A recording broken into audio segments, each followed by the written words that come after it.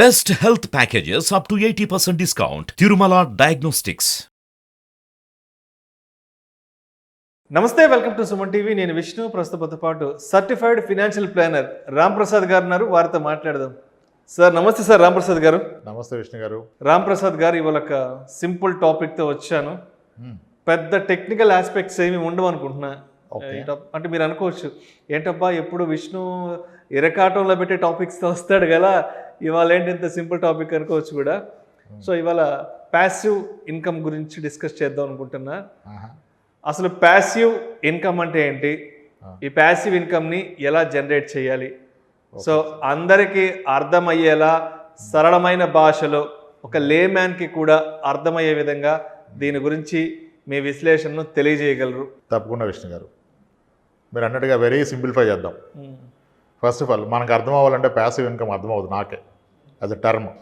అసలు ప్యాసివ్ ఇన్కమ్కి తెలుగులో మీ ఎలా పలకాలి దాన్ని? What is passive income in Telugu? మీకు ఏమైనా ఐడియా ఉందా?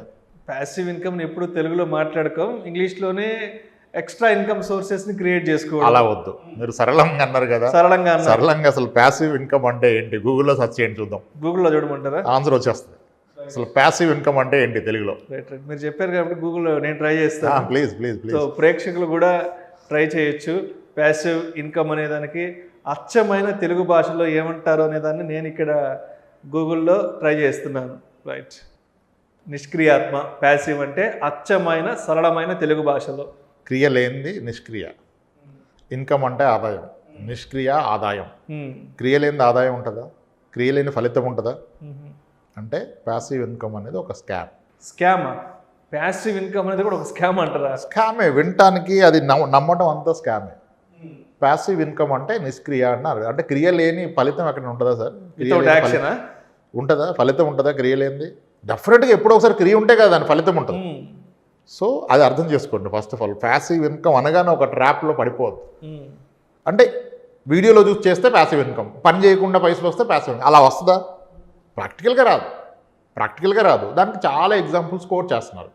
యూట్యూబ్ స్టార్ట్ చేయండి, ట్రైనింగ్స్ ఇవ్వండి, ప్రోగ్రామ్ డిజైన్ చేయండి, కరికులం డిజైన్ చేయండి, ఇది చేయండి, అది చేయండి. ఎస్, అవన్నీ చేస్తే రావచ్చు. కానీ అది చేయడానికి మీరు ఏం చేయాలి? ముందు ఎన్నేళ్ళలో యాక్టివ్గా పని చేయాలి కదా. తర్వాత కదా ఆ స్కిల్ వస్తుంది, తర్వాత కదా ఇన్కమ్ స్టార్ట్ అవుతుంది. ఓకే. సో అంత ఈజీ కాదు. అంటే రెంట్ వస్తే ప్యాసివ్ ఇన్కమ్. మరి ఆ రెంట్ రావాలంటే ప్రాపర్టీ కొనడానికి ఎంత కష్టపడాలి? ఎంత కష్టపడాలి? ఇప్పుడు కొందరికి అసెట్స్ వచ్చేసినాయి, పైనుంచి కింది దాకా, పేరెంట్స్ నుంచి తాతల నుంచి, ఆయన ఓకే ఇమీడియట్గా దాన్ని ఎలా పనిచేయాలో పనిచేసేదని పెట్టుకోవచ్చు. కానీ ఒక సామాన్యుడికి ముందు ప్యాసివ్ ఇన్కమ్ కావాలంటే ముందు ఇన్కమ్ కావాలి. దానికి యాక్టివ్గా చాలా రోజులు పని చేయాలి. దాన్ని ప్యాసివ్ ఇన్కమ్గా కన్వర్ట్ చేసుకోవాలి. స్ట్రైట్ అవే ప్యాసివ్ ఇన్కమ్ రాదు. Okay, simple example. ఇప్పుడు లెటస్ ఇప్పుడు ఇంట్లో ఒక బ్రాడ్బ్యాండ్ కనెక్షన్ ఉంది మనకి ఈరోజు. Broadband connection, internet connection along with landline. Any company say like ఎయిర్టెల్లో తీసుకుంటే మీకు మంచి రీజనబుల్ స్పీడ్ 650 రూపాయలకి వస్తుంది నెలకి. Unlimited calling from landline కదా. ఇప్పుడు ఇంటర్నెట్తో పాటుగా unlimited calling from landline వస్తుంది 650 రూపాయలకి. ఎవ్రీ మంత్ మీరు 650 కట్టాలి కదా. ఒక 10 ఏళ్ల పాటు ఈ 650 నేను కట్టకుండా ఉండాలంటే ఏం చేయాలంటే 1 లక్ష రూపాయలని ఏ కోఆపరేటివ్ బ్యాంక్లోనో, ఏ స్మాల్ ఫైనాన్స్ బ్యాంక్లోనో చేసి మంత్లీ ఒక 650 వస్తుంది కదా, 1 లక్ష రూపాయలు డిపాజిట్ చేస్తే. అంటే ఇంక ఈ 1 లక్ష రూపాయలు మీ బ్రాడ్బ్యాండ్ కోసం పనిచేస్తుంది. అంటే నెక్స్ట్ 10 ఏళ్ళు మీకు ఇంక హెడేక్ లేదు, ఈ బ్రాడ్బ్యాండ్కి సంబంధించిన హెడేక్ లేదు. ఇలా మీ లైఫ్లో కొన్ని రికరింగ్ ఎక్స్పెన్స్ ఉన్నాయి కదా. పిల్లల చదువు నిమిత్తం ఒక ప్లాను, మీ బ్రాడ్బ్యాండ్కి ఒక ప్లాను, మీ గ్రాసరీస్కి ఒక ప్లాను. ఇలా చేసుకుంటే అవన్నీ ప్యాసివ్ ఇన్కమ్ కింద కన్వర్ట్ అవుతాయి. కానీ ప్యాసివ్ ఇన్కమ్ కూడా లైఫ్ ఎన్నో జనరేషన్స్ ఏ ఉండదు.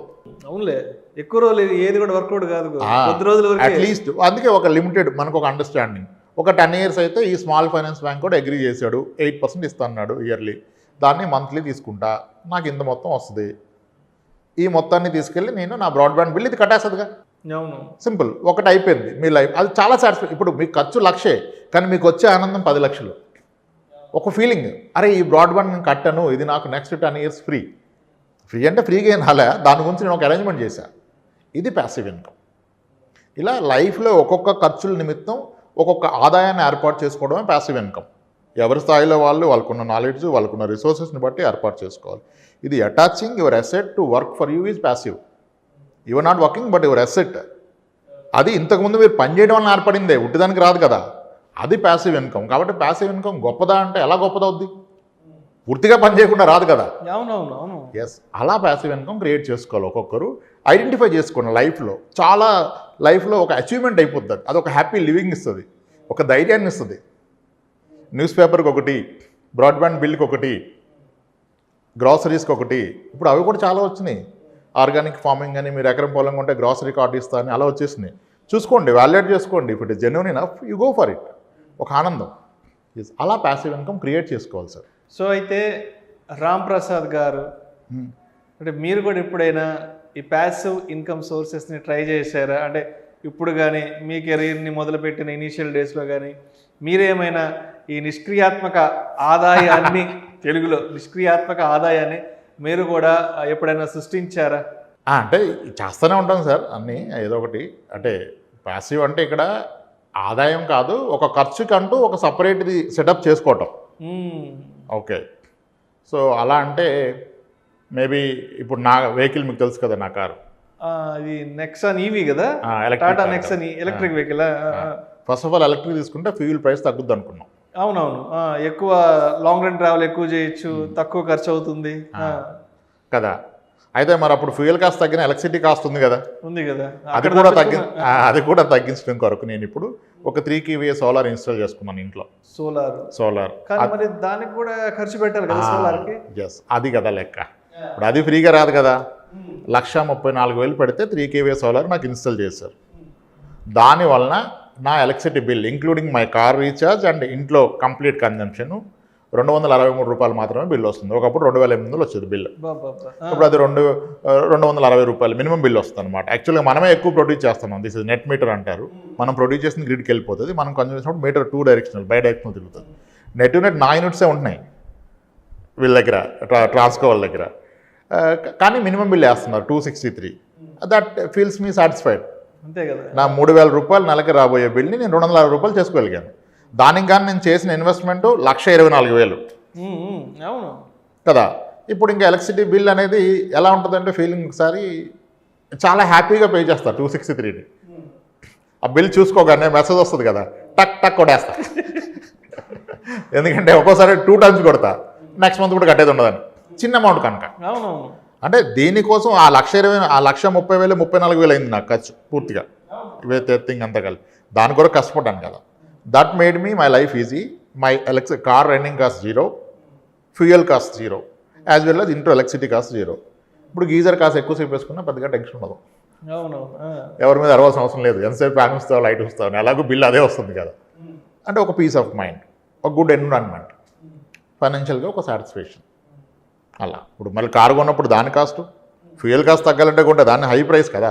ఒక పెట్రోల్ వెహికల్ కన్నా 3-4 lakhs ఎక్కువ పెట్టి కొన్నాం ఎలక్ట్రిక్ వెహికల్. చాలా క్యాలిక్యులేషన్స్ ఉంటాయి. ఇది జస్ట్ అన్ ఎగ్జాంపుల్. ఇలా దేనికైనా చేయొచ్చు, ఎవరైనా చేయొచ్చు, ఎంత చిన్న మొత్తంతో అన్నా చేయొచ్చు. ఇప్పుడు మనం బ్రాడ్బ్యాండ్ కనెక్షన్ 650 అన్నాం. ఇప్పుడు DTH కనెక్షన్ ఉంటుంది కదా డిజిటల్, అదెంత 250 ఎంత ఉంటుంది. ఒక 50,000 పెట్టాడు ఆయన ఒక బ్యాంక్లో వచ్చినప్పుడు, ఆ 50,000 నుంచి ₹250 వస్తుంది, అయిపోయింది కదా. నీ లైఫ్ లాంగ్ ఫ్రీ కదా, DTH ఫ్రీ. అంతే కదా. ఫ్రీ అంటే ఫ్రీ ఏం కాదు, బట్ నీకు you feeling is like free. అరే DTH నాకు ఇబ్బంది లేదురా, అదొక ఆనందం. ఇలా ప్యాసివ్ ఇన్కమ్ పెద్ద మొత్తం లేదో చెప్తారులే కానీ మీరు అది పెట్టండి ఇది పెట్టండి అని. ఇప్పుడు మీ యాజమాన్యం కూడా ప్యాసివ్ అయిపోయి ఉండొచ్చు కదా. కొన్నేళ్ల తర్వాత అది ఎస్టాబ్లిష్ అయినాక, అంటే దానికి ఎంత హార్డ్ వర్క్ చేశారు, ఎంత యాక్టివ్గా పనిచేశారు. ఇప్పుడు బిగ్ బిజినెస్ మ్యాన్స్ బిజినెస్లో ఇన్వాల్వ్ అవ్వచ్చు అవ్వకపోవచ్చు. That went into auto mode, passive income generate అవుతుంది. యూట్యూబ్ వీడియోస్ క్లాసిక్ ఎగ్జాంపుల్ కదా. ప్యాసివ్ ఇన్కమ్ ఎప్పుడు ఎవరు చూసినా మనకి ఏ 10 పైసలు పాలన వస్తుంది. This is passive income. కానీ ప్యాసివ్ ఇన్కమ్ క్రియేట్ చేయడానికి ఈరోజు నేను మార్చుకుంటే అవ్వదు. నువ్వు చేస్తున్న టైంని గొప్పగా చేసి దాంట్లో జనరేట్ చేసిన ఇన్కమ్ని ప్యాసివ్ ఇన్కమ్ ఇచ్చే విధంగా కన్వర్ట్ చేసుకోవాలంతే. ఓవర్ నైట్ ప్యాసివ్ ఇన్కమ్ అవ్వదు. ఒక వీడియో చేస్తే ప్యాసివ్ ఇన్కమ్ రాదు. That's it sir. Passive income is నిష్క్రియ ఆదాయం, విచ్ ఈజ్ నాట్ ట్రూ. క్రియ లేకుండా ఫలితం ఉంటుందా? క్రియ లేని ఫలితం ఉండదు, క్రియ లేకుండా ఆదాయం ఉండదు. ప్యాసివ్ ఇన్కమ్ కూడా మీరు ఒక స్కామ్ కింద, అంటే స్కామ్ కింద అంటే మరి అక్కడ నిజం ఎక్కడ ఉంది? ప్యాసివ్ ఇన్కమ్ అంటే నిష్క్రియ ఆదాయం, తెలుగుకి వచ్చేయండి దొరికిపోతుంది. క్రియ లేని ఫలితం ఉండదు. క్రియ లేని ఫలితం ఎలా ఉంటుంది? ఉండదు. కాబట్టి అంతే కదా, క్రియ లేని ఫలితం లేనప్పుడు ప్యాసివ్ ఇన్కమ్ ఈజ్ రాంగ్. అది concept it works out, but ఆ పదం అంత కరెక్ట్ కాదని నా ఫీలింగ్ అంత.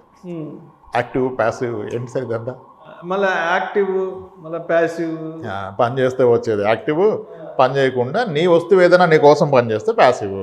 ముందు మరి ఆ వస్తువుని క్రియేట్ చేయక నువ్వు పని చేసావు కదా, మళ్ళీ ఇంకా అలా పని చేయింది అవుతుంది.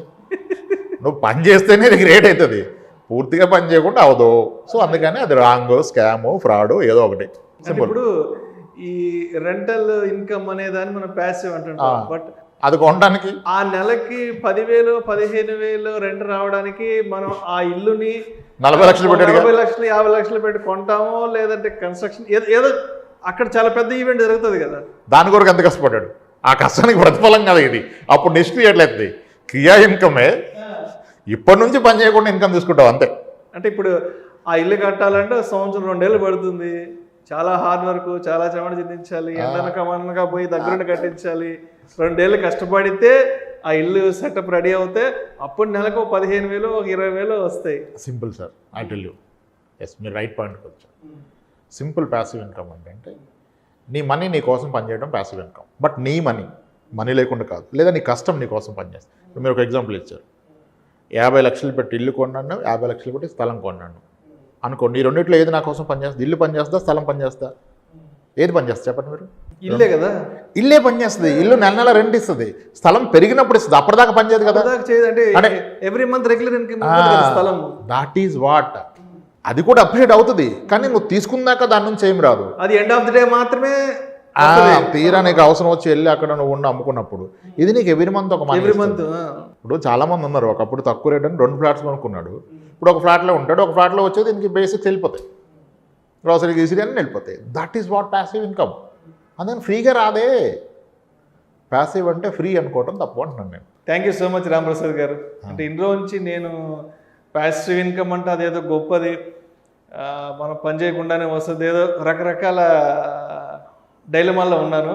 బట్ ఇవాళ మీ ద్వారా, అంటే నేను కూడా చాలా వీడియోలు చూశాను, ప్యాసివ్ ఇన్కమ్ అంటే ఏంటి, ప్యాసివ్ ఇన్కమ్ని ఎలా జనరేట్ చేసుకోవాలి చూశాను. బట్ ఇవాళ మీ ద్వారా అంటే ప్యాసివ్ ఇన్కమ్ అనేది కూడా ఒక స్కాము, ఇన్ని రోజులు దాని మీద ఉన్న ఆలోచన కూడా ఒక రాంగు. అంటే రాంగ్ అని కాదు, మీరు చూసారు కదా గూగుల్ తెలుగులో డబ్ చేసి మీకు మార్చినప్పుడు గూగుల్ ఇవాళ కళ్ళు తెరిపించింది. నిష్క్రియాత్మక ఆదాయం, క్రియలైన ఆదాయం ఉంటుంది. సో మొత్తానికి ప్యాసివ్ ఇన్కమ్ అనే దానికి మీ ద్వారా ఇవాళ ఒక కొత్త నిర్వచనాన్ని, కొత్త డెఫినేషన్ని, కొత్తగా ఏం లేదు సార్, ఉన్నది ఉన్నట్టుగా కొత్త సారాంశాన్ని తెలుసుకున్నాను. Thank you so much Ramprasad గారు. రైట్ సార్, థ్యాంక్స్ అండి.